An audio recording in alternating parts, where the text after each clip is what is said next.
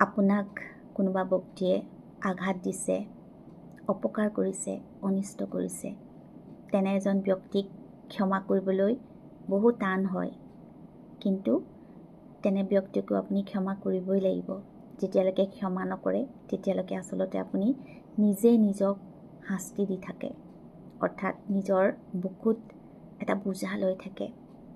কিন্তু এটা কথা সদায় মনত ৰাখিব, ক্ষমা কৰাৰ লগতে আপুনি কিন্তু সেই ব্যক্তিজনৰ পৰা যিখিনি শিক্ষা পালে সেয়া পাহৰি নাযাব।